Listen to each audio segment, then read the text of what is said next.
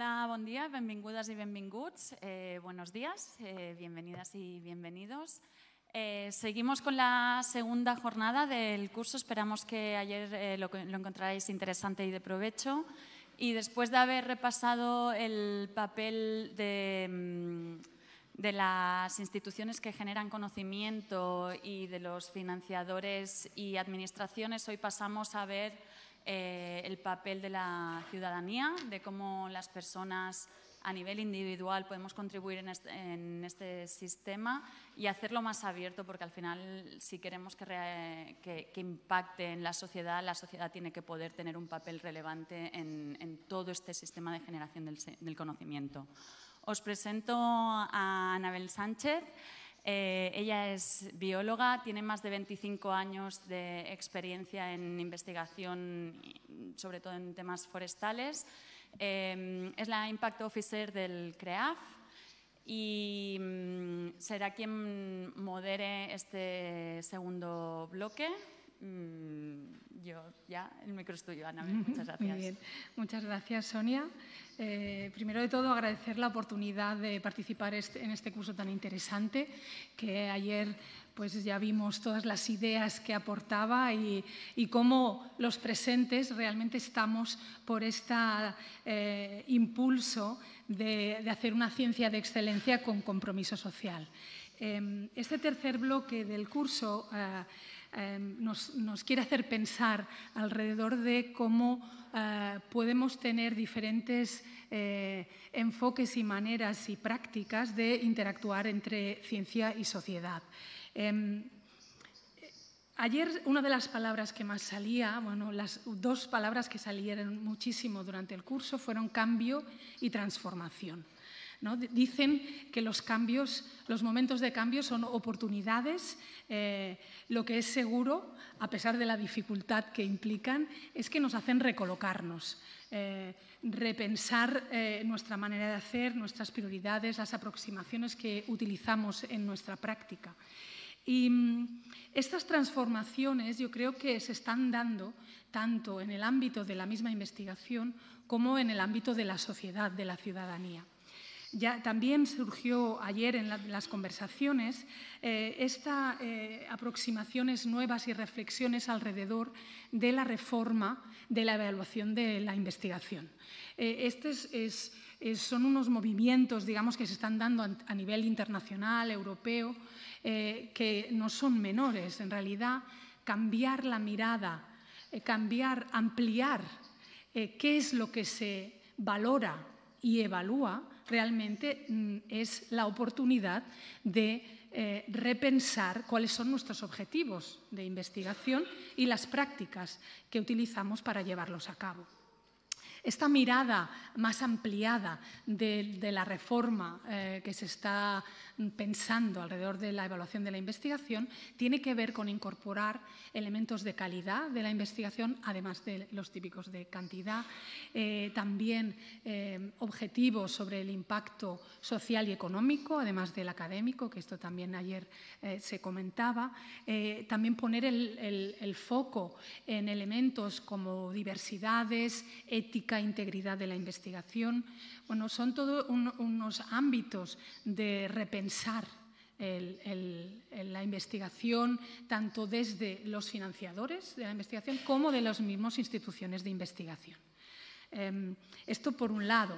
Por otro lado, obviamente, y el marco también de este curso, que son los ODS, nos evidencia la imprescindible necesidad de cambios y transformaciones a nivel de la sociedad para enfrentar los grandes retos que tenemos, ¿no? Los desafíos sociales que ayer se mencionaban también. Podemos resumirlos en intentar avanzar en estos objetivos de desarrollo sostenible, si son algo más que unos iconos que ponemos en nuestros proyectos, si nos lo creemos y realmente estamos dispuestos a hacer los cambios necesarios. En este contexto, la ciudadanía tiene mucho que decir, tiene que participar en estas transformaciones y debemos encontrar maneras de colaborar, ¿no? Para enfrentar precisamente estos desafíos sociales que tenemos delante. Y por eso hoy queremos reflexionar conjuntamente sobre estas nuevas maneras de colaborar entre ciencia y sociedad, sobre experiencias más sinérgicas, enriquecedoras, abiertas y bidireccionales que nos permiten aterrizar todos los conceptos, objetivos, ¿no?, que hemos ido compartiendo entre el día de ayer en experiencias pues, aterrizadas, concretas, que ya nos indican, apuntan hacia realidades diferentes de hacer investigación y de incorporar a esta ciudadanía o de repensar el papel tanto de ciudadanía como de los mismos investigadores e investigadoras en este contexto que tenemos. Este bloque, por tanto, tiene dos partes. Una inicial, que es una ponencia que nos propone un nuevo paradigma de cuál podría ser el papel social de las universidades del siglo XXI, cuál sería el propósito y esta función actualizada de las universidades. Y tenemos una segunda parte en la que tenemos una mesa redonda con participación de iniciativas que se están dando en nuestro territorio, algunas más o menos incipientes, que precisamente visibilizan estas maneras diferentes o conceptualización de hacer investigación diferente o papel, rol diferente de la ciudadanía y los investigadores e investigadoras en la investigación. Precisamente para evidenciar cómo estas experiencias pueden ser motores de transformación social basadas en el conocimiento científico. Un poco esto es como me gustaría contextualizar las reflexiones de este bloque que estamos iniciando ahora. Y en la primera parte, como os comentaba, es esta ponencia. Tenemos el honor de tener a Jonathan Grant con nosotros, que es director fundador de Different Angles Limited, una consultoría que se centra en el impacto social de las universidades y de la investigación. Sus principales intereses son las políticas de investigación y desarrollo en el ámbito de la biomedicina y sanitario, la evaluación del impacto de la investigación, el uso de la investigación y de la evidencia en las políticas y la toma de decisiones y el propósito social de las universidades del siglo XXI. Precisamente alrededor de esta última temática, Jonathan publicó en Pearson el año pasado este libro, The New Power University, que trata precisamente sobre el propósito social de la educación social, de la educación superior, del siglo XXI. Sin más, paso la palabra a Jonathan, que nos explicará qué es esto de New Power University. Well, thank you very much and apologize, but I am going. Hablaré en inglés. Yo estoy estudiando el castellano, pero todavía no estoy a nivel como para hacer una ponencia. Gracias, Anabel, por estas palabras de presentación. Lo que quiero hacer es hablar sobre lo que yo explicaré a continuación. Pero antes de hacerlo, hablaré un poquito del concepto de la del poder, el nuevo poder de la universidad. Y este llamamiento a la acción alrededor del activismo de la investigación. Dentro de las comunidades de investigación, el antiguo poder, existen dos facetas y de hecho tenemos una responsabilidad social para ser activos y esto, digamos, cómo lo hacemos es una pregunta candente. Quisiera daros una idea de dónde vengo. Mi carrera hasta la fecha ha sido bastante, digamos, poco, digamos, lineal. Y, digamos, yo me defino como individuo. Hice un doctorado en genética poblacional y, de hecho, odié ese tema. Bueno, obtuve el doctorado y abandoné el tema. Dije, nunca más volveré a trabajar sobre este tema.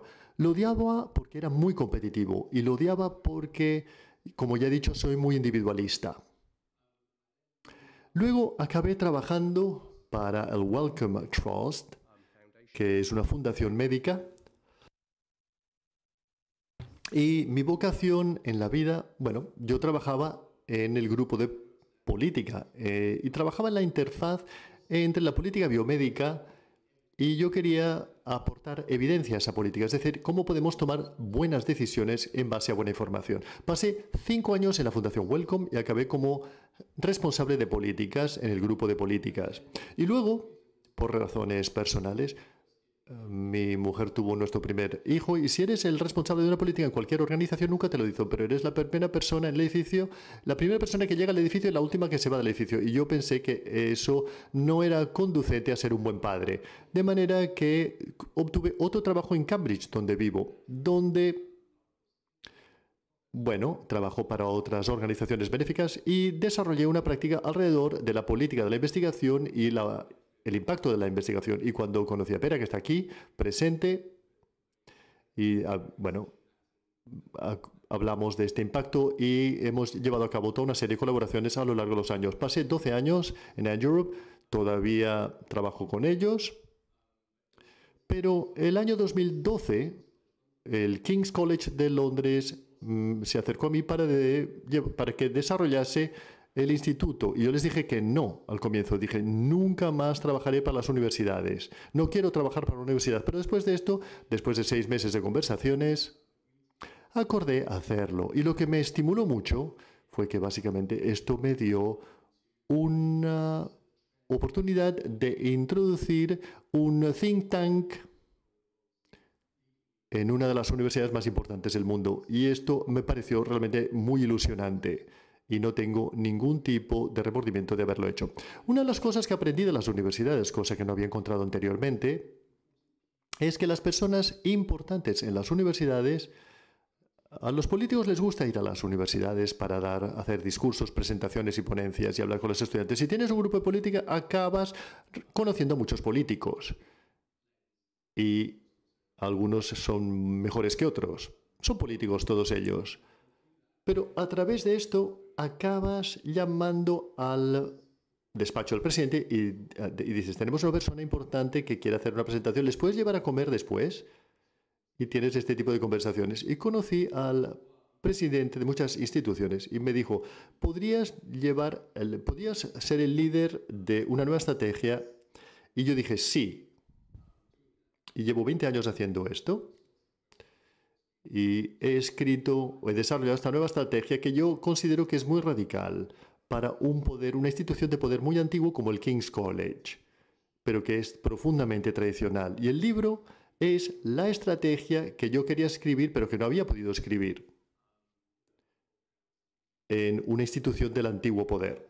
Y bueno, decidí abandonar el King's College porque yo siempre había querido establecer mi propia empresa consultora hace algunos años y esto es lo que estoy haciendo actualmente.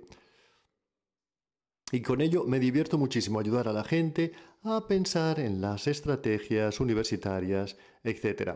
Bien, ese contexto os lo estoy describiendo porque cuando acabe esta intervención, el hecho de entender nuestras carreras personales y hacer lo que hacemos es la primera lección que tenemos que aprender para ser activistas.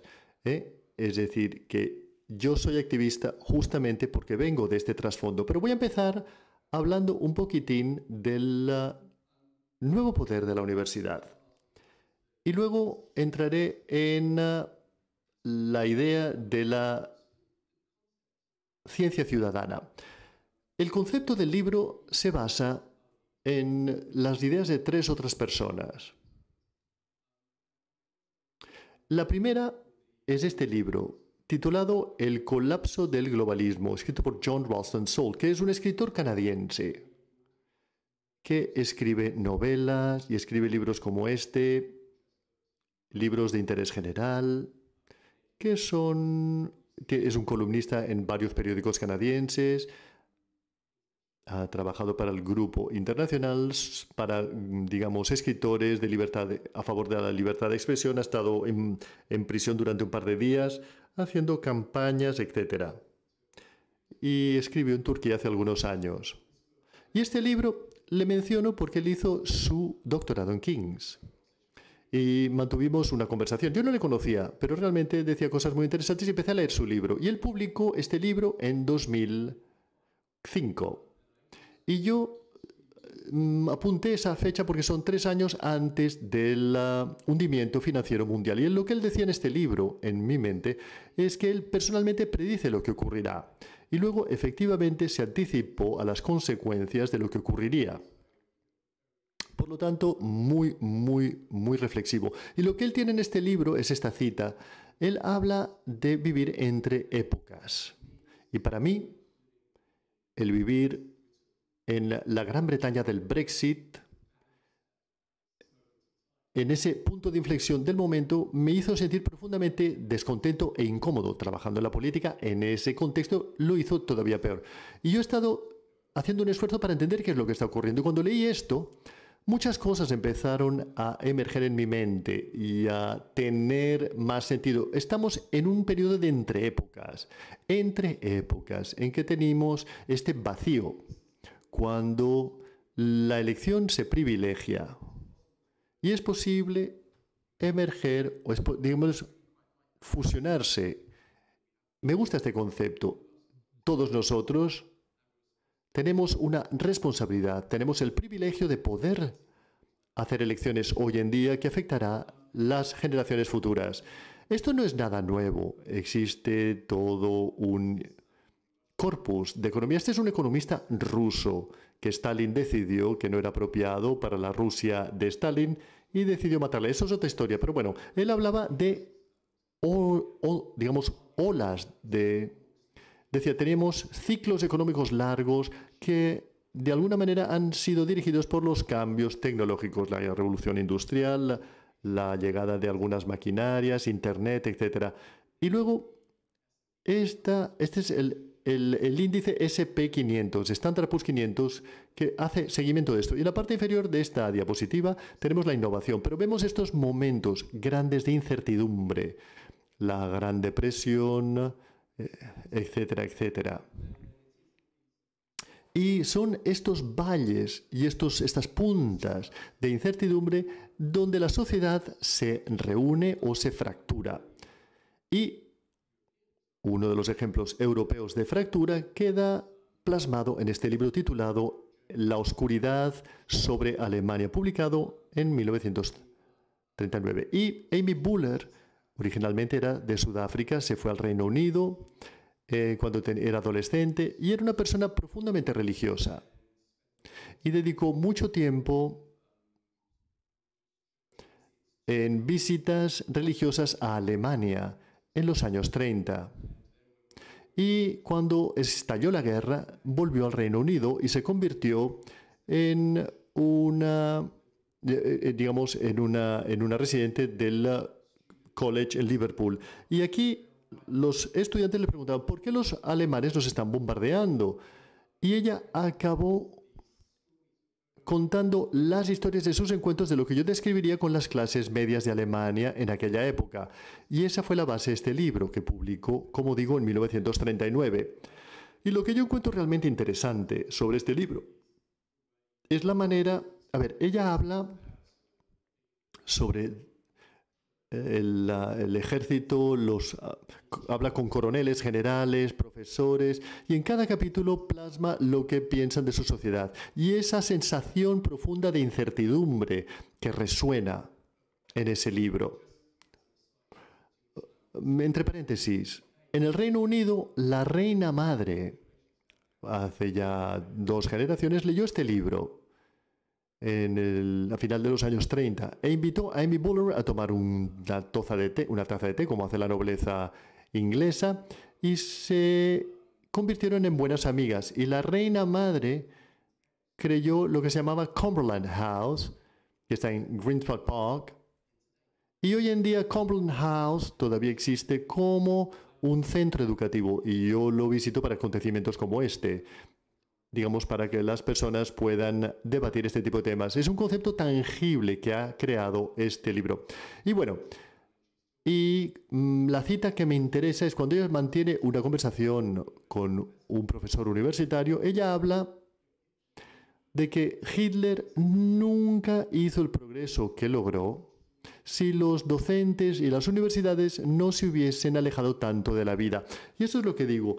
en relación a ser activos y pasivos. Cuando navegamos por estos periodos de entre épocas, como universidades tenemos que convertirnos en elementos activos, porque es muy fácil simplemente retirarse de la sociedad. Y esto no es una crítica, porque ser activos en este entorno es muy difícil.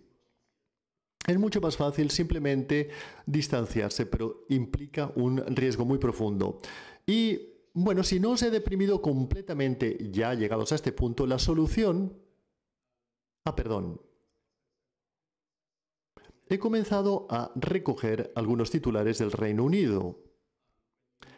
Cuando las universidades aparecen en los titulares, no se están alejando demasiado. Y es extraordinario. Ayer lo descargué. Hay otro titular sobre las universidades. Las universidades están en los titulares de los periódicos. A mí me parece algo completamente increíble.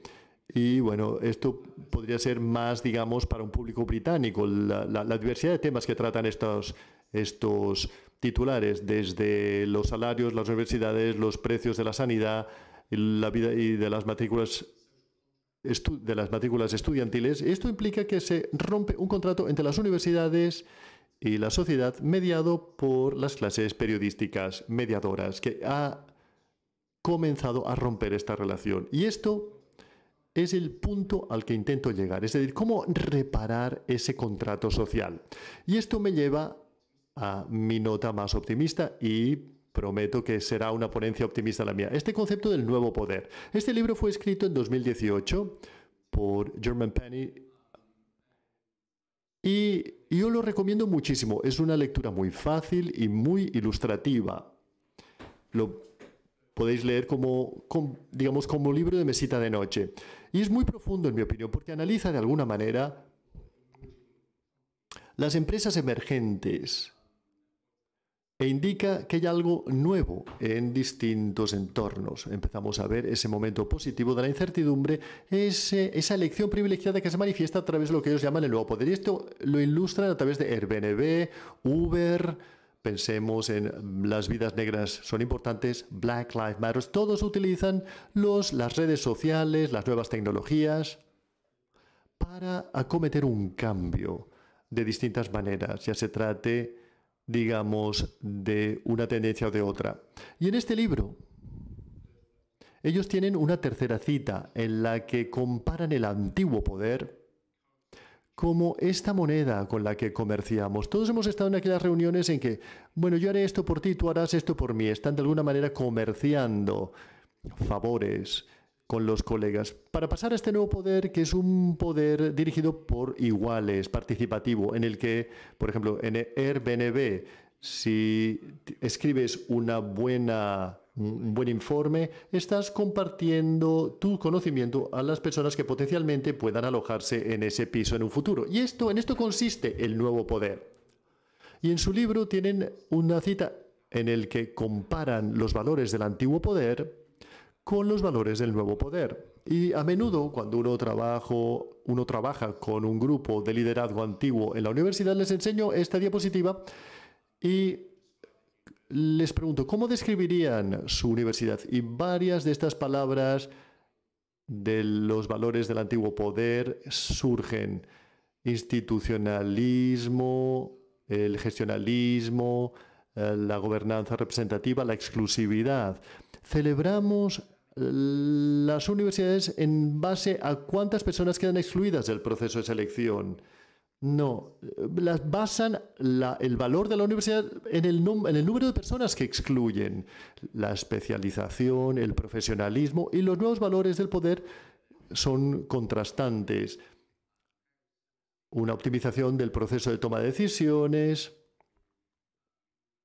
la colaboración de fuente abierta, compartir y el concepto de afiliación a corto plazo que surgen en los datos.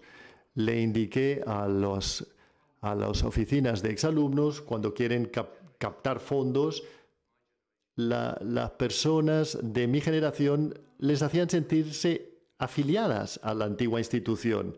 Pues hoy en día no esperes que los estudiantes se sientan igual. Y lo que yo hago en las universidades del nuevo poder es coger estos poderes y hacer un experimento. A ver, si valoramos la universidad en base a sus antiguos valores, y en base a los nuevos valores, ¿qué haríamos? Y en el libro no voy a entrar en el detalle, pero de alguna manera lo desgloso en 3 partes. La primera parte analiza las misiones de las universidades. Yo argumento que existen 3 misiones. Existe una misión educativa, que no es controvertida, una misión de investigación, y también argumento que existe una misión de responsabilidad social. Y si tú eres una universidad pública, y como universidad pública tienes la responsabilidad hacia la comunidad en la que vives. Y luego tomo una perspectiva de las personas y defino estas misiones en base a los valores de los estudiantes y lo que los estudiantes quieren. Y luego analizo el personal y las carreras académicas y los incentivos académicos. Y de nuevo yo argumentaría,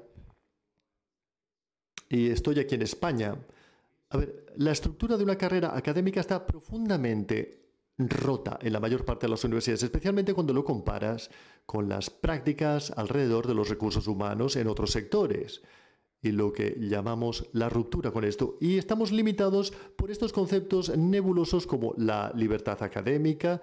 Eso sería harina de otro costal, pero cuando analizas la historia de la libertad académica, vemos que no tiene nada que ver con lo que interpretamos como libertad académica hoy en día, y esto también es algo muy interesante. Y luego el punto final es hablar y captar las comunidades en lo que ellas consideran que son las universidades, que normalmente no es demasiado positivo. Los estudiantes se emborrachan en las calles, son bulliciosos, y, bueno, molestan a las personas que viven en barrios universitarios y sienten un gran antagonismo hacia las universidades. ¿Qué hacen las universidades, pues, para mejorar esa convivencia? Y finalmente acabo con el punto de vista de la gobernanza, sí, la gobernanza del nuevo poder y el concepto, digamos, del nuevo poder de las universidades, que es un concepto desafiante, y cómo las universidades tienen una responsabilidad social para convertirse en defensoras del cambio y lo que esto realmente significa en la práctica. Y yo me he sentido influido por todos estos argumentos. Debo decir que el nuevo poder de las universidades es un espacio muy interesante en la intersección entre la investigación educativa y la responsabilidad social. Y de hecho es aquí donde el impacto de la investigación entra en el escenario. El impacto de la investigación, desde mi opinión, desde mi punto de vista, está en la intersección entre la responsabilidad social y en relación a la investigación. Pero existen otras cosas, que es algo totalmente distinto como universidad. Existen muchas universidades en el mundo anglosajón que cubren sus déficits financieros aceptando a estudiantes internacionales. Si vas al College University en Londres, hay miles de estudiantes que vienen de la China y la mayor parte de ellos, bueno, pagan mucho dinero y así se reequilibra la balanza. Y si quieres ser promovido en el mundo académico, la mejor manera es ser invitado a hacer una presentación, una lección magistral en otro país. Esto, digamos, si lo coloco en mi solicitud, seguramente seré promovido. Y mientras más lejos y más te paguen, mejor será. Y de manera que tenemos que pensar también en este tipo de concepto de responsabilidad social y cómo tiene un impacto sobre las agendas de las ODS y las agendas de la investigación. Pues bien, este es el marco referencial, el marco contextual del concepto de investigación que plasmo en el libro. Y me gusta, digamos, el lenguaje de la investigación con propósito. Pregúntale a tu colega, si estás rellenando un formulario de solicitud, tienes que preguntar cuál es el propósito de este proyecto de investigación. Y al final tienes un debate muy interesante sobre la ciencia ciudadana, que es un poquitín de jerga, pero bueno, cómo trabajamos activamente a la hora de hacer entrega de un propósito para la investigación. Y también cómo en la jerga hablamos de escuchar activamente. Esta idea de una escucha proactiva es algo que está siempre subvalorada. ¿Cómo escuchas bien? Es una verdadera escucha, es una verdadera capacidad para darle sentido a la investigación. Si escuchas a alguien y no has cambiado tu punto de vista o tu visión como consecuencia de escuchar a alguien, seguramente no estás escuchando a esa persona realmente. Por lo tanto, ¿cómo en la investigación podemos aportar estos conceptos? de la escucha activa, todo lo cual forma parte del nuevo poder de las universidades. Debería decir que he dicho al comienzo que tenía 3 misiones para las universidades y las evalúo en relación a los nuevos valores. Yo creo que la investigación seguramente lo está haciendo mejor que la educación y la responsabilidad social. Cuando pensamos en el acceso abierto a los datos, el acceso abierto es un concepto, ya se trate de publicaciones o de datos. Y eso forma parte del nuevo poder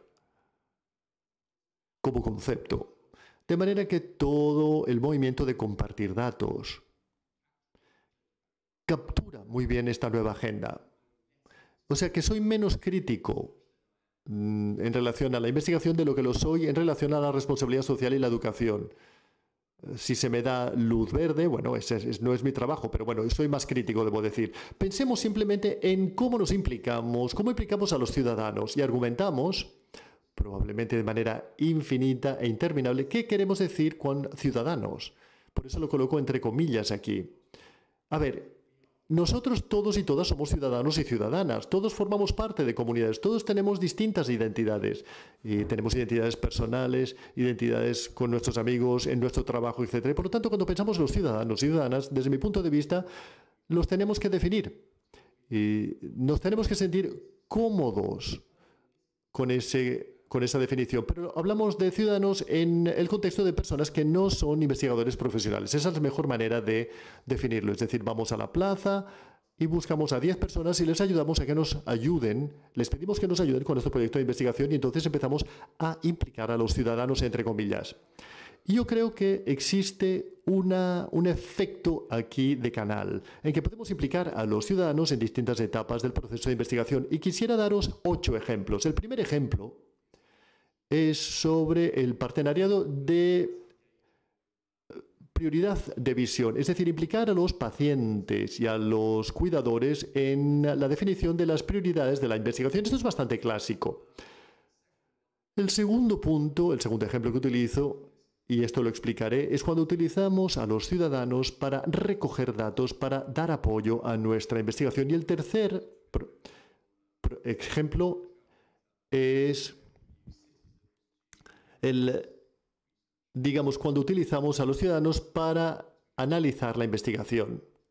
Vamos a entrar ahora en los detalles. El primer ejemplo, este partenariado para una priorización de la visión. Durante muchos años yo fui miembro de una organización benéfica de investigación en el Reino Unido y nosotros financiábamos la investigación alrededor de varios intereses. Y yo fui el presidente de la mesa, digamos, que otorgaba la subvención.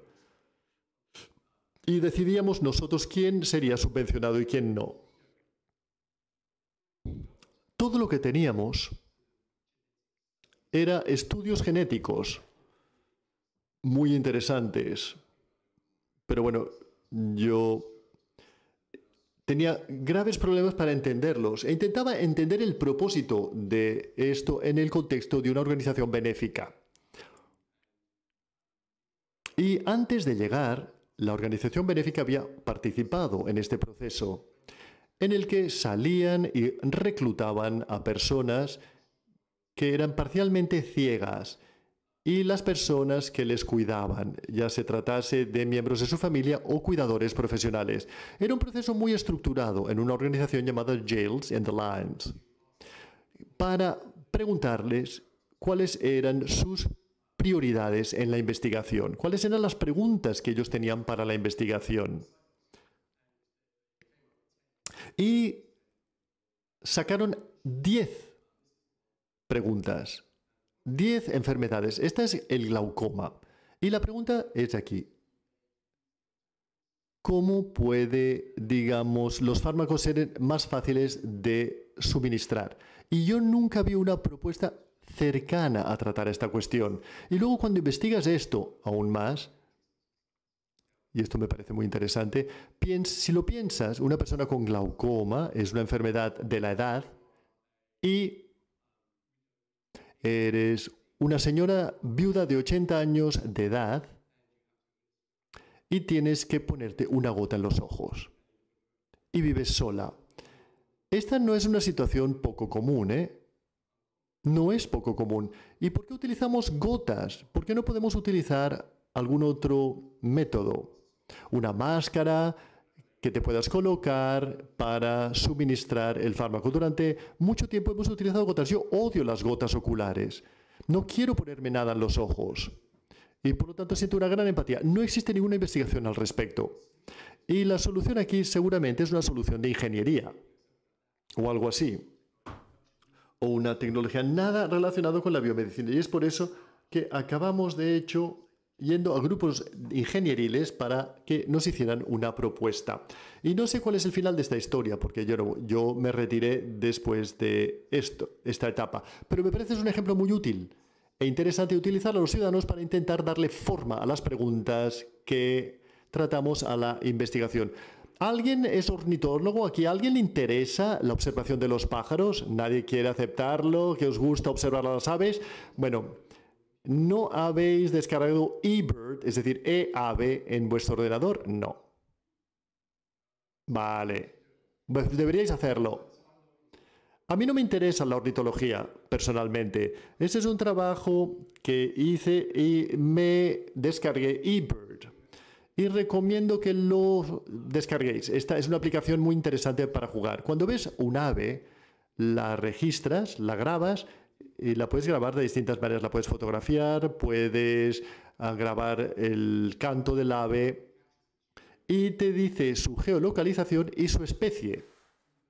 Y eBird actualmente tiene más de 1.000 millones de observaciones de aves que vienen de esta comunidad de ornitólogos o de personas, de ciudadanos a los que les gusta observar los pájaros. Y si vas a su web, el año pasado tenían 140 publicaciones en esta web que utilizan estos 1.000 millones de observaciones de aves para hacer investigación académica. Y este de aquí analiza las aves migratorias, las variaciones estacionales y cómo el cambio climático está afectando las variaciones estacionales en la migración de las aves. Ellos jamás habrían podido recoger 1.000 millones de observaciones de aves. Pensadlo cuando estás haciendo tu investigación. Nunca tienes 1.000 millones de observaciones. Y tuvieron 1.000 millones porque estas comunidades de observadores de aves en todo el mundo recogen datos para ellos.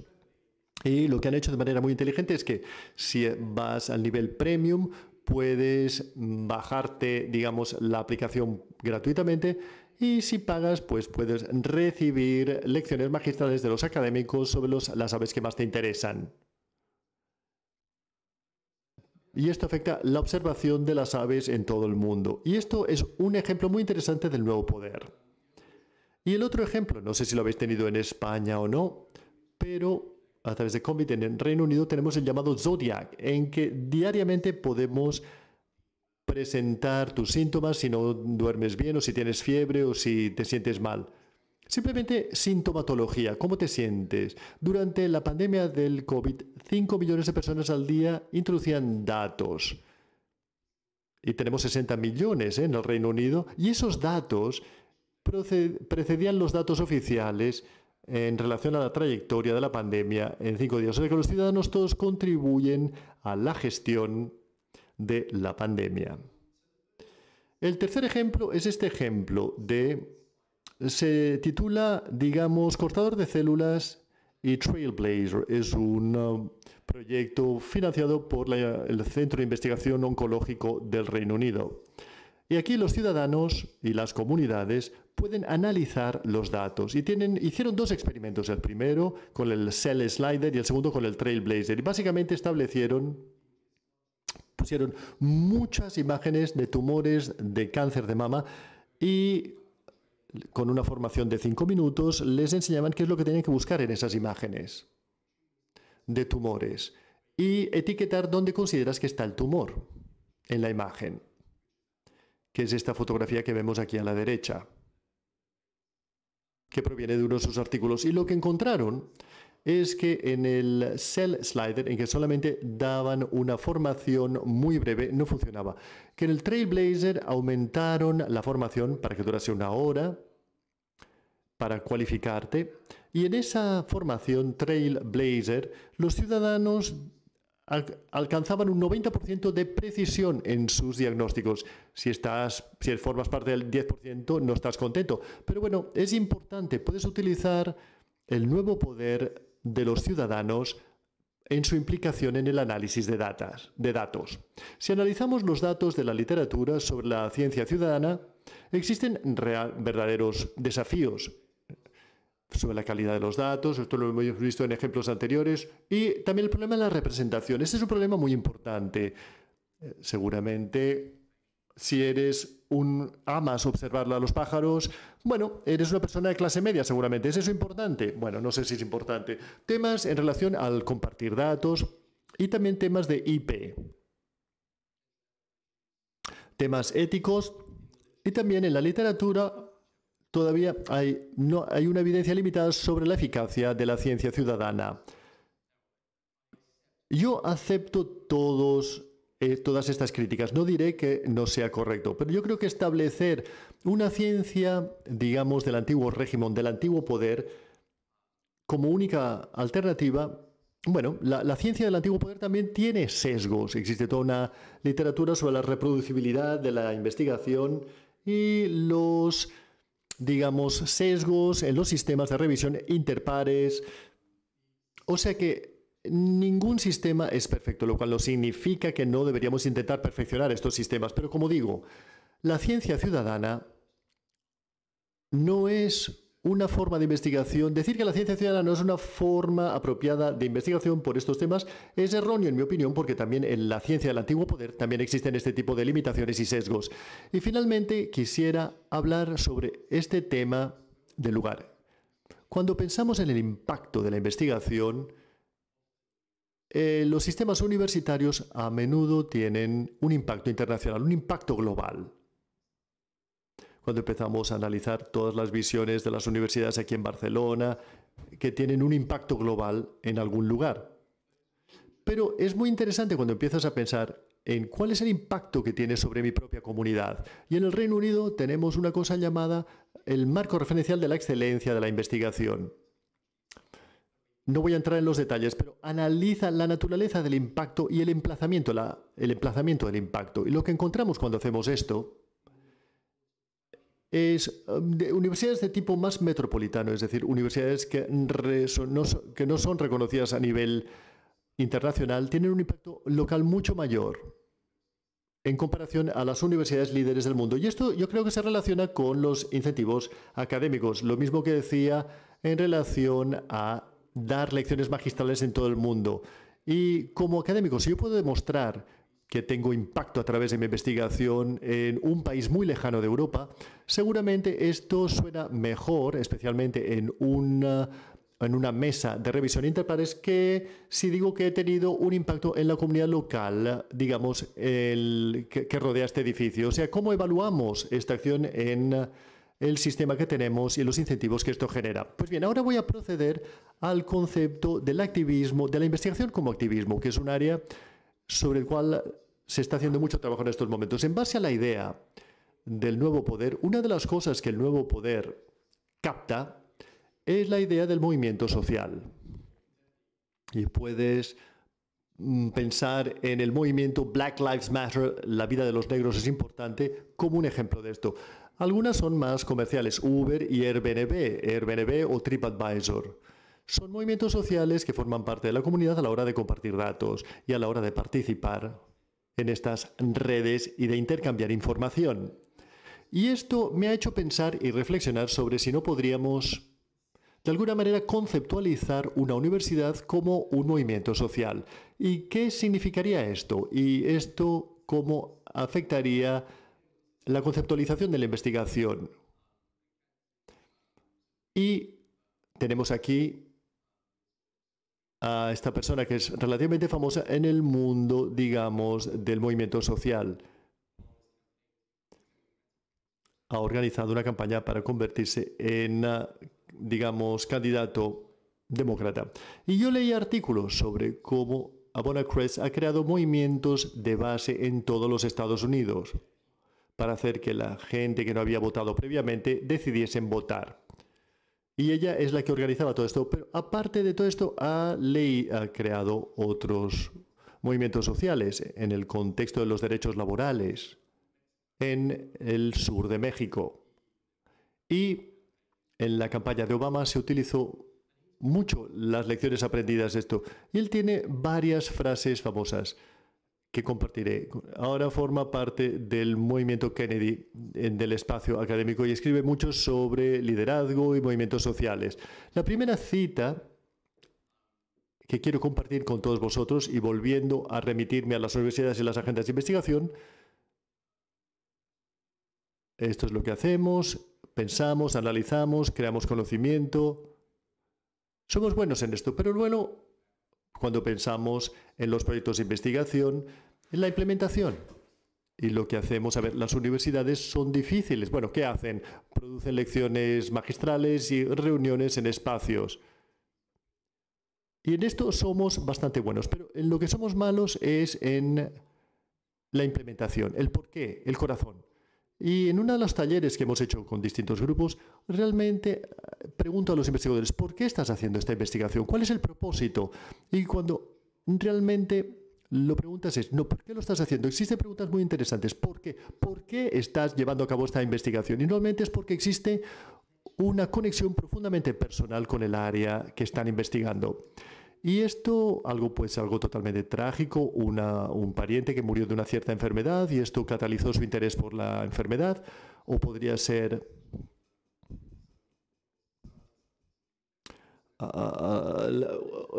he trabajado con algunas asociaciones del Reino Unido. Uno de ellos eran astrofísicos.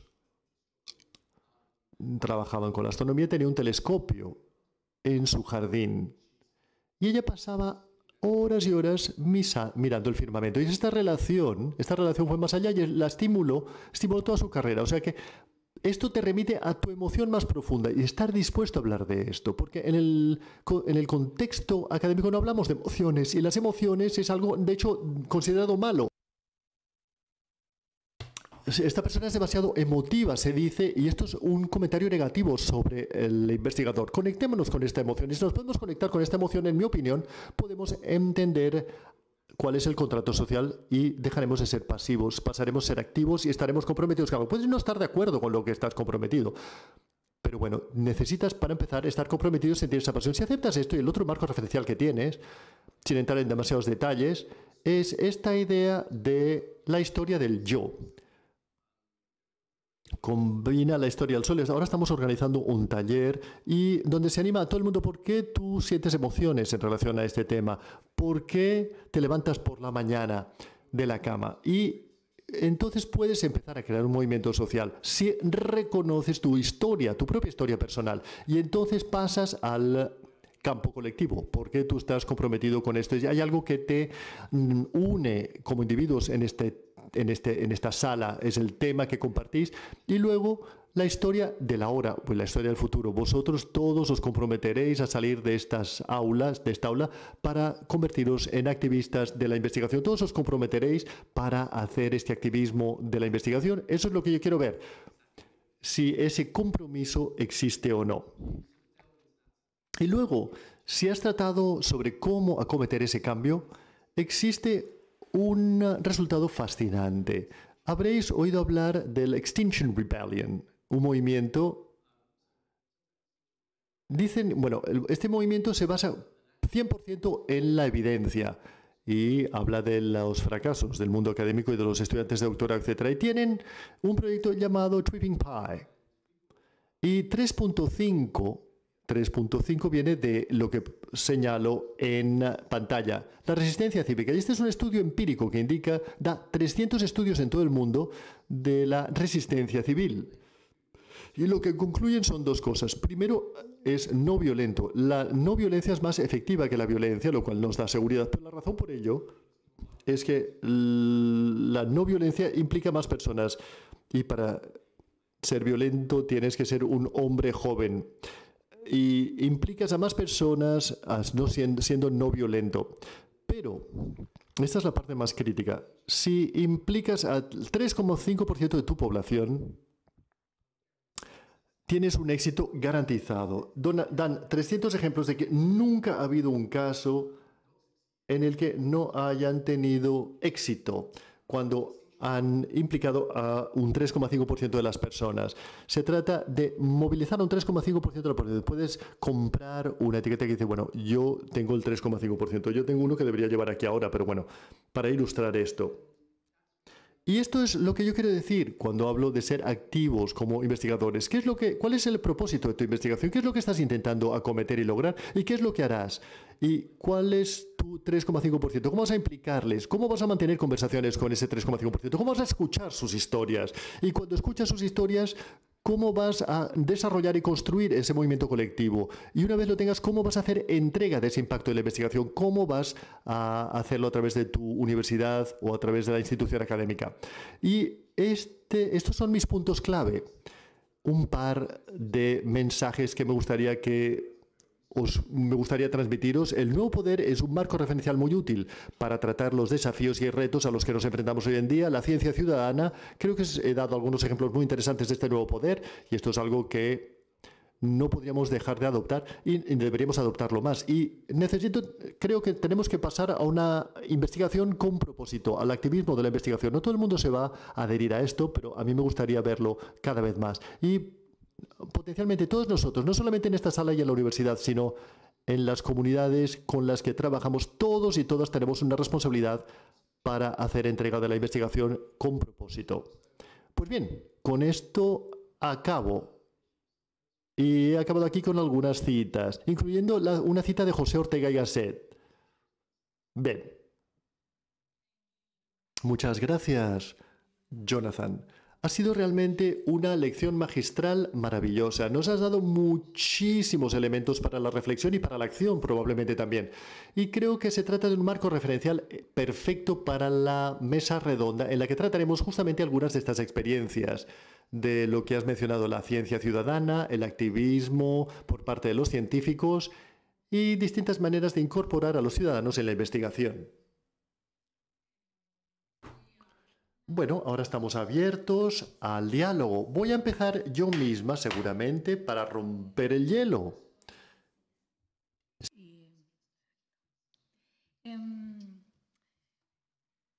Cuando hablamos de instituciones y de poderes, en realidad hay algo que yo creo que es imprescindible, es cómo realmente se pueden cambiar las estructuras que gobiernan estas instituciones. Porque en realidad, si no cambiamos la manera en cómo se estructura, difícilmente vamos a cambiar las prácticas que tienen, ¿no? de manera realista. ¿Cuáles crees que son los elementos que realmente ponen más trabas en cuanto a estructura formal de las instituciones de investigación, en este caso las universidades, para realmente hacer los cambios efectivos? ¿Qué debería cambiar en la universidad como estructura y gobernanza?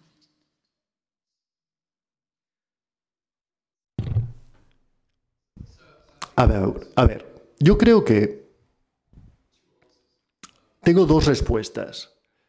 Una se relaciona al antiguo poder y otra se relaciona al nuevo poder. Existe un voto interesante de la historia de los Estados Unidos, Lincoln creo que fue. Él analiza la estructura de las universidades y él argumenta que, de hecho, las estructuras de gobernanza universitarias forman parte del nuevo poder. Él no utiliza esa terminología porque a menudo tenemos representantes elegidos en los senados y en los claustros y en los consejos. Si vas a una gran corporación, no funciona así. Todas las grandes corporaciones están intentando ver cómo hacer esto de manera eficaz. Y por lo tanto, existe un proceso democrático en relación a la gobernanza de algunas universidades y eliges a tu decano por facultad. No sé si eso es común en España, pero yo sé que en los países escandinavos es exactamente así, es una práctica común. Pues bien, todo esto forma parte del nuevo poder, del marco referencial del nuevo poder. Y si te quieres unir a la revolución, por así llamarla, entonces utilizas estas estructuras existentes para introducir el nuevo poder, para infiltrarse en las estructuras. Yo creo que el mayor reto no es de hecho la gobernanza, sino las personas. Y yo creo que existe una generación, una cuestión generacional aquí, subyacente, por lo menos en el Reino Unido y en las universidades anglosajonas, en las que existe una generación de académicos relativamente senior que tienen, digamos, la cátedra y que tienen un puesto para toda la vida, son profesores numerarios y no ven ninguna necesidad de que haya cambio. Y o bien son profundamente pasivos como modalidad vital o son activamente obstruyentes, obstruyen el cambio. Seguramente todos estáis pensando en alguien, ¿verdad? Cuando estoy diciendo esto. Veo muchas sonrisas entre vosotros. Y luego existe otra generación, de una generación más joven, no necesariamente jovencitos, pero digamos personas que están en su carrera académica, en el medio de su carrera académica, que normalmente tienen contratos, digamos, que no son definitivos y como consecuencia se concentran mucho en el rendimiento, porque necesitan obtener su nuevo contrato cortoplacista. Y están mal pagados en comparación a los mayores, independientemente de su experiencia. Y de hecho, no tienen demasiado poder o no están utilizando su poder, por lo menos, de manera eficaz. Y en el libro, yo hablo del académico, digamos, empollón, que implica que es trabajador, que es un concepto del nuevo poder. Es decir, ¿qué se podría hacer para aceptar ese concepto del académico empollón para que se convierta en un elemento positivo? Y de hecho, yo cuestiono todo el tema del trabajo para siempre como concepto. Una persona que lleva 10 o 15 años en una universidad debería tener un contrato permanente y todos los profesores deberían ser tan buenos y tan conocidos como para que puedan sobrevivir con un sistema de contratos a corto plazo. A algunas personas no les gusta para nada esa idea, pero bueno, eso, digamos, de alguna manera trata más el tema de las personas y no de la gobernanza. De los que estáis conectados online, Ana, ¿querías hacer una pregunta?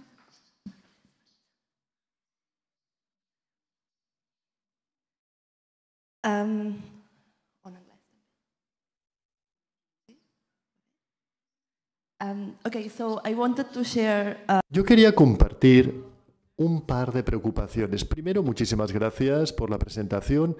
Me ha gustado muchísimo, sobre todo la definición del marco referencial. Pero existen dos cosas que me preocupan en lo que se refiere a la ciencia ciudadana y el impacto social que esto tiene en general. Y la presentación, de alguna manera, ha agudizado mi preocupación. Primero, el caso del glaucoma que usted ha mencionado. Las gotas oculares y el llevar una máscara en vez de ponerte gotas. Yo no estoy del todo segura de por qué hablamos de una máscara de noche y no hablamos de que las personas tengan comunidades y vivan juntas de manera que la gente mayor no necesite vivir sola en casa. O sea que la ciencia sola no lo puede resolver todo. O si lo hace, lo que hará es crear nuevos problemas. Y yo creo que mi preocupación proviene del hecho de que yo estoy en las ciencias de la comunicación y también en las políticas locales y los movimientos sociales. Y a veces, cuando la investigación intenta tener un impacto, es útil y es más útil para la sociedad de lo que es actualmente, pero igualmente va en una dirección que creo que muchas de las personas, digamos, de los problemas de las personas no se resuelven. Por lo tanto, creo que es una cuestión de incluir a otras personas en el campo de la investigación. Y no sé, la filosofía, la historia, el conocimiento histórico, para reflexionar sobre qué tipo de sociedad queremos. Y en lo que se refiere a la ciencia ciudadana, yo creo que puede tener más poder del que tiene actualmente. Porque yo he estado estudiando un máster en ciencias de la comunicación e hice investigación también en el campo de la ciencia. Y a mí me parece que le falta poder, porque, por ejemplo, uno de los trailblazers que, digamos, de una manera coge a personas para hacer investigación sobre la ciencia. Lo que hacen es utilizar a las personas como si fuesen un ordenador. Yo nunca he visto un proyecto de ciencia ciudadana que diga, muy bien, a ver, entiendo que tiene un potencial, pero no todo el potencial que yo creo que podría tener. Muy bien. En lo que se refiere a la primera pregunta, sabemos, a partir de los datos, que el impacto es, por definición, multidisciplinario. Si yo analizo los estudios de caso y el impacto que han tenido en el Reino Unido, el 85% de más implican a más de dos disciplinas. Es muy poco frecuente que ese impacto provenga de una única disciplina investigadora. Y la consecuencia de esto es que tenemos que pensar de manera radical en cómo organizamos la investigación y las universidades. Yo creo que hay algunos ejemplos muy buenos. Si uno va a la web de la Universidad Estatal de Arizona, uno puede hacer una licenciatura en cambio climático que es multidisciplinario, que va desde las ciencias medioambientales hasta la economía del comportamiento. En las estructuras del antiguo poder de las universidades estamos organizados en disciplinas únicas y esto es muy del antiguo poder, por razones del antiguo poder. Si tenemos un propósito como universidad de tener una investigación que tenga un impacto sobre la sociedad, no nos organizaríamos de esta manera. Por lo tanto, bueno, sé que esto no ocurrirá, pero ¿cómo podemos establecer mecanismos que animen y faciliten la investigación multidisciplinar? Y el segundo punto es lo que tú dices. Nosotros explotamos a las personas para hacer el trabajo que deberían hacer otras personas.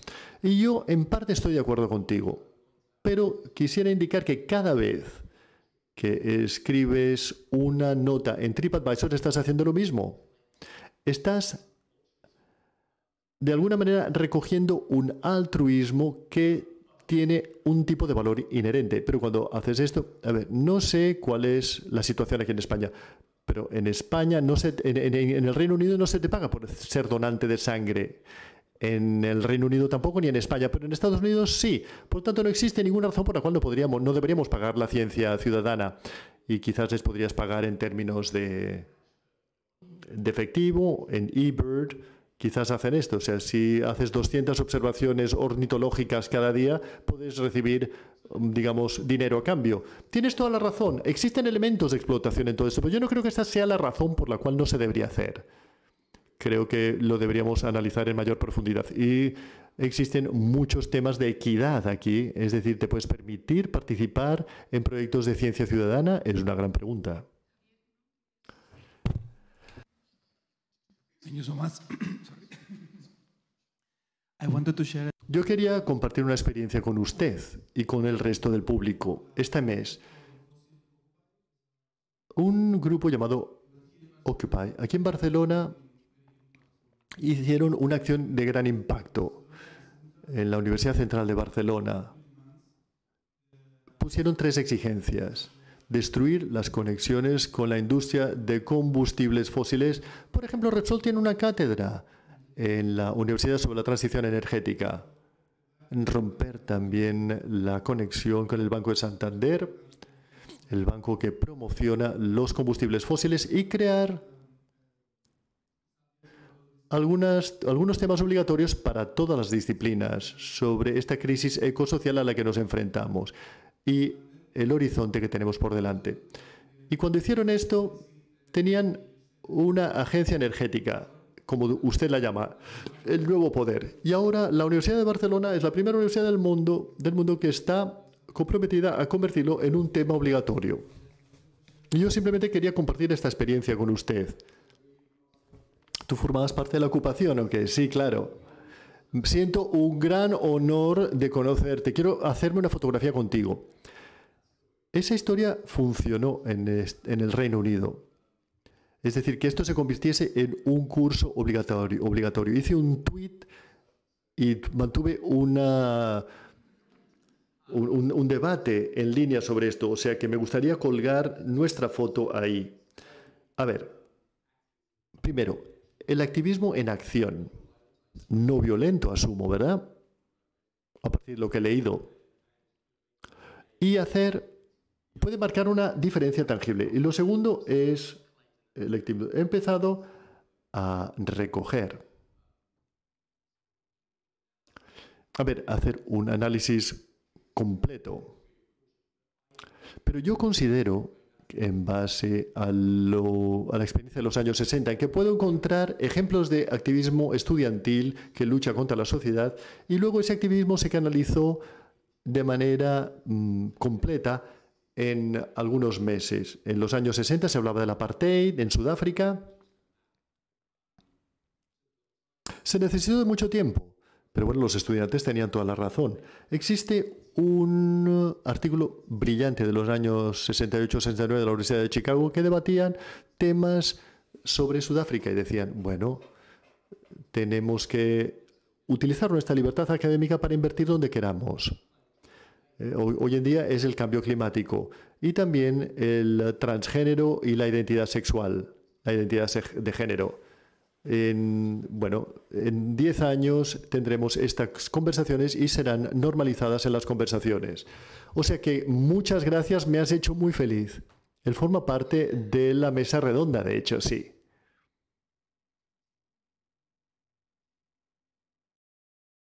Muchas gracias, Jonathan, por una lección magistral muy inspiradora.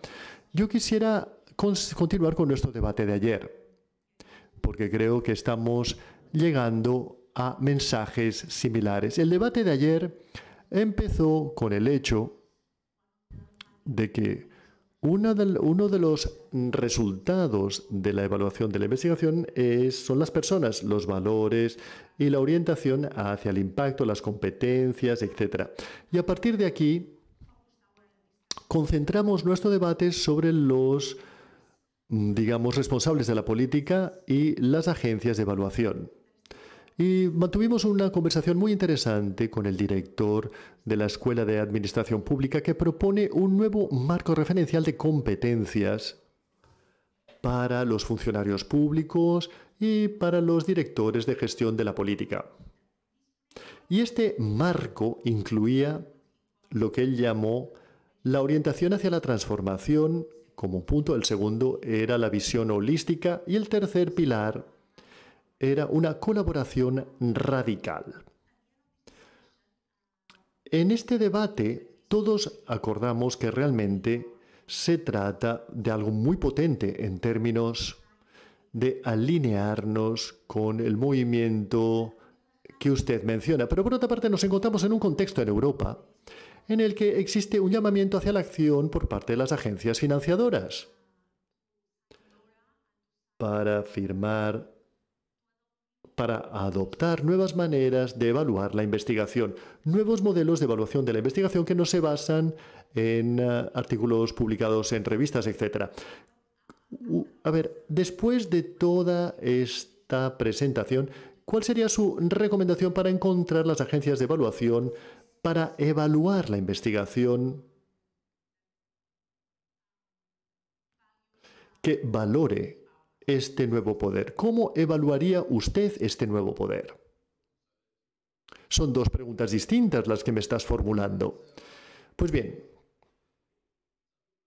a ver, las agencias financiadoras pueden hacer mucho, pero creo que la responsabilidad de financiación en las universidades, como hemos visto en Europa, las agencias financiadoras tienen digamos, agendas o siguen agendas que las universidades habrían debido liderar. Existe un debate sobre la cultura de la investigación.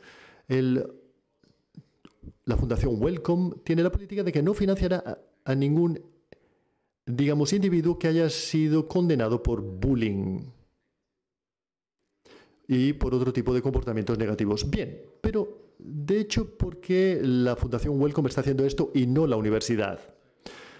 Yo creo que, a ver, no estoy diciendo no lo hagáis, financiadores, pero, digamos, los financiadores son los empleadores de la investigación y esto me preocupa hasta un cierto punto. especialmente después de dedicarle 7 años de mi vida a los equipos de liderazgo en este tipo de contexto. Así pues, esto es lo primero que quería decir. Pero luego, si aceptas que los financiadores pueden hacer cosas, pueden hacer muchas cosas. Y creo que, yo he estado haciendo trabajo en el que formamos a algunos científicos básicos en esto. Y no se trata de evaluación, sino cómo maximizar el impacto de tu investigación. Y dentro de esto, parte de ello es muy interesante. Se trata de científicos de élite con los que trabajamos. Y ellos no entienden la democracia. Y no lo digo como algo negativo. Es decir, si tú piensas en la trayectoria clara de un científico extraordinario, han estudiado ciencias en la escuela, en la universidad, y nunca nadie les ha explicado cómo es la democracia y cómo funciona. Y por lo tanto, como reacción en 1 a 1, este es el sistema de política. Entonces, esto moldea de alguna manera cómo comunicas con los responsables de la política o de la definición de la política, que implica un abanico de capacidades muy distinta de lo que necesitas con los investigadores. Y esto lo tienen que hacer los financiadores, no en la financiación de la investigación, sino empezar a desarrollar las capacidades dentro de un sistema de investigación que debe ser financiado.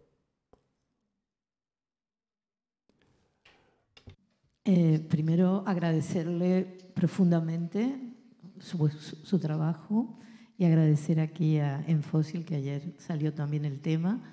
Mi nombre es Adriana, pertenecemos a un grupo de permacultura que tiene 40 años de experiencia en asentamientos humanos autosustentables.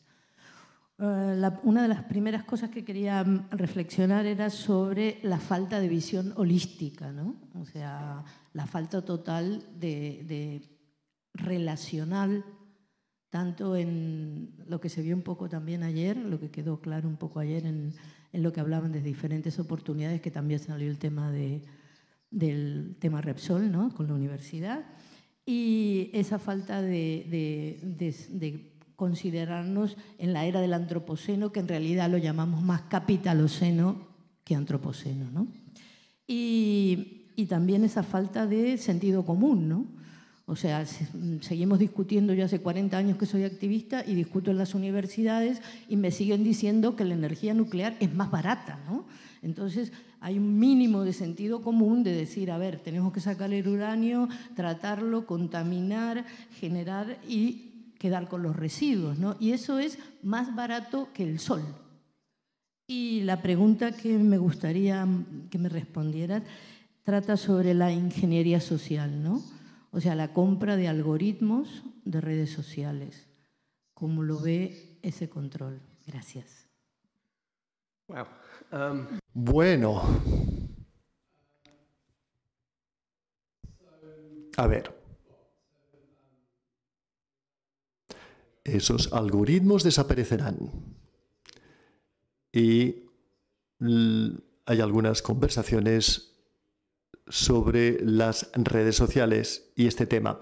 Ahora bien, los activistas, yo creo que los activistas y activistas utilizan las redes sociales de manera muy eficiente también.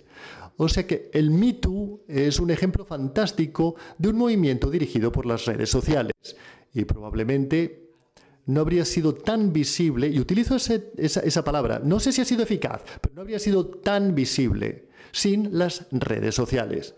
Por lo tanto, yo ahora estoy haciendo trabajo con un cliente que es un joven de 20 años que es un criptoexperto. Establecimos una fundación y tendremos que evaluar su impacto. Y esto me hizo pensar sobre el Bitcoin y todas estas criptomonedas. Es muy fácil ser contrario a este tipo de movimientos y tener una reacción visceral y decir esto es malo porque no está rindiendo cuentas. Y luego yo he encontrado una historia increíble de una familia siria que abandonó Siria por la guerra y se convirtieron su dinero en criptomoneda y cuando volvieron a Europa recuperaron su dinero.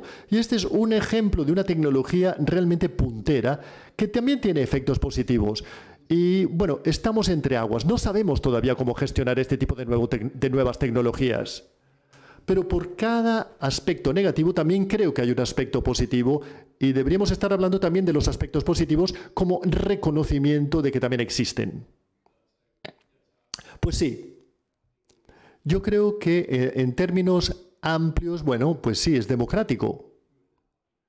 Pero bueno, podríamos entrar aquí en un debate, porque esto puede cambiar con el tiempo. Pero el hecho de que todos nos comunicamos con los otros, y yo he sabido, por ejemplo, de la ocupación que se hizo de la Universidad de Barcelona a través de los medios sociales, eso es muy útil. Por lo tanto, a ver, yo a nivel muy amplio, de alguna manera doy apoyo a este tipo de desafíos. Es la ultimísima, porque si no, no vamos a poder hacer la mesa redonda con el tiempo que también se merece. O sea que... Gracias. La pregunta del chat que tenemos, nos la transmite Pilar Serrano. Pienso que es clave que la universidad transforme su gobernanza para este nuevo poder, pero en realidad está muy supeditada a las políticas de ciencia y educación que deben cambiar en primera instancia. ¿Cuál es su opinión? ¿Cómo se pueden cambiar las políticas? Gracias. Bueno, a ver, si nos remitimos a la cita del libro El nuevo poder, digamos,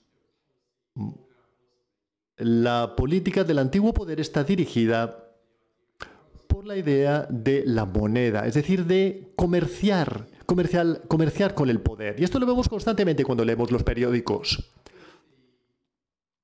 Yo creo que la solución para esto, de hecho, es el Marshallgate.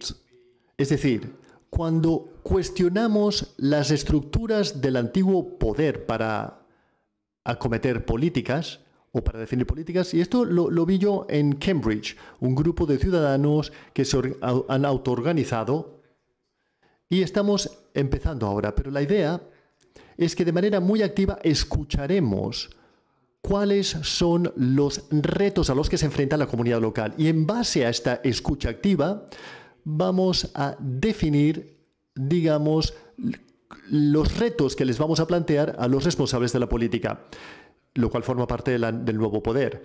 Pero, tal y como pregunta Pilar, existen muchas cosas que podemos hacer a través de la organización comunitaria y los movimientos de la sociedad civil que pueden acometer un cambio, pero para ello necesitamos aumentar esas metodologías, necesitamos utilizar esas metodologías para, de alguna manera, introducir el nuevo poder en las antiguas estructuras del antiguo poder. Eso es muy difícil. Y, digamos, hay muchas personas que lo han probado y luego se retiran porque lo encuentran muy difícil. Pero cuando tienes una victoria, tienes que celebrar esa victoria, como es el caso de la ocupación de la Universidad de Barcelona. Y esto, de alguna manera, ha sido exitoso. Y es fantástico. Por lo tanto, todos deberíamos estar hablando sobre esto. Y, sin embargo, no lo hacemos. Por lo tanto, tenemos que celebrar estas victorias. Y esto constituye la base de los movimientos sociales. Si lees la literatura académica sobre los movimientos sociales, no se preocupan explícitamente por las personas que contribuyen a estos movimientos, sino que hablan solo de las personas que están con ellos, hablan de la positividad, no de la negatividad. Constantemente hay que ser positivos. Eres activo. Y siempre habrá personas negativas, pero no desperdicies tu energía sobre los aspectos negativos, sino que invierte toda tu energía en los aspectos positivos del cambio. Y bueno, esa sería mi respuesta para Pilar. Muchísimas gracias, Jonathan. Precisamente para ir a esta positividad, vamos a ver experiencias concretas que son ejemplo de maneras diferentes de hacer investigación, de interactuar ciencia y ciudadanía. Y yendo a lo concreto, pues creo que es una manera de visibilizar lo que ya está pasando y esta positividad que debería de impregnarnos para intentar seguir caminando en esos cambios que todos vemos que hacen falta llevar a cabo. Gracias, Jonathan. Gracias.